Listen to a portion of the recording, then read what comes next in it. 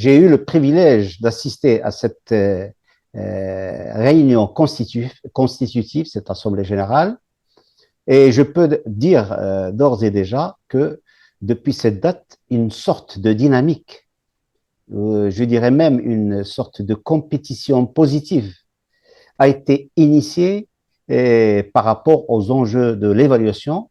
Et ceci est vrai aussi bien pour les pays du Sud que pour les pays du Nord. Et j'entends par enjeu de grands sujets, de grands chantiers, notamment l'institutionnalisation de l'évaluation, le renforcement de capacités, la professionnalisation de l'évaluation, et j'en passe. L'adhésion au réseau francophone de l'évaluation a promu en quelque sorte la visibilité des associations nationales. Et j'en parlerai un peu plus lorsque je passerai à l'AME. Et donc, au niveau de leur pays, ils ont commencé à avoir plus de visibilité, je dirais même plus de légitimité dans certains cas.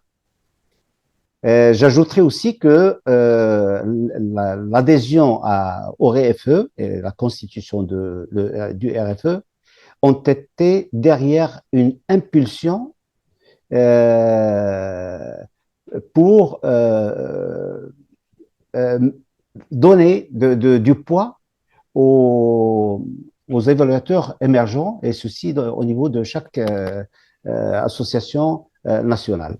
Dans le cas du Maroc, déjà, plusieurs évaluateurs émergents ont pu faire le PIFED, qui est un cycle connu au niveau du renforcement des capacités évaluatives au Canada. C'est grâce au RFE qui a appuyé un certain nombre de personnes. L'AME a été créée en 2008 et elle avait déjà organisé avant 2013 2 semaines marocaines de l'évaluation et qui ont été accompagnées d'actions de renforcement de capacités et qui ont réuni pratiquement toutes les parties prenantes marocaines autour du sujet.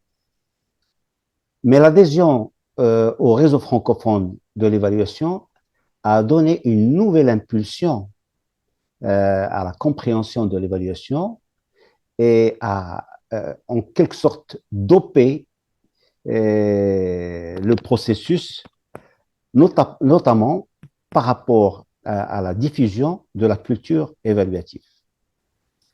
Mais l'adhésion de l'AME, comme j'ai dit tout à fait au début, au niveau du RFE, a donné aussi de la visibilité et de la légitimité à l'Association marocaine de l'évaluation. Je n'en cite comme exemple l'organisation du deuxième forum francophone de l'évaluation qui a été organisé au Maroc, à Marrakech.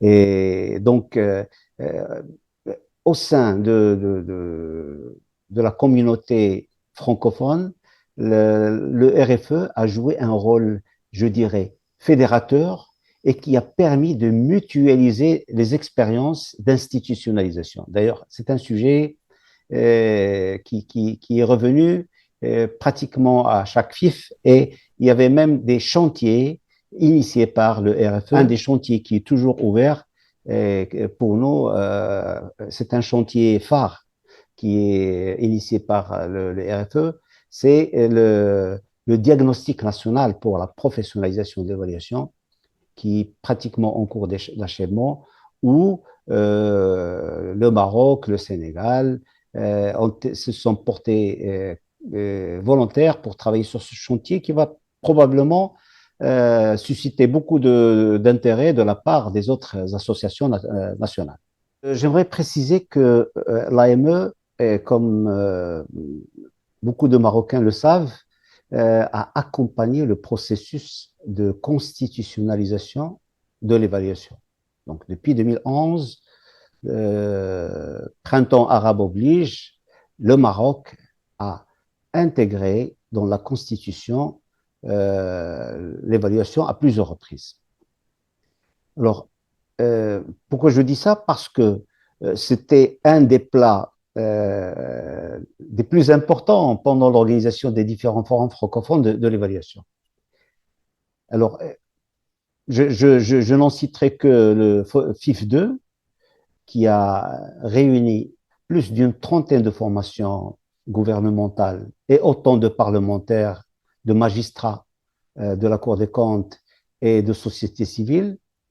Alors, cet événement a donné de l'envergure, encore une fois, au travail de l'AME au sein des institutions marocaines.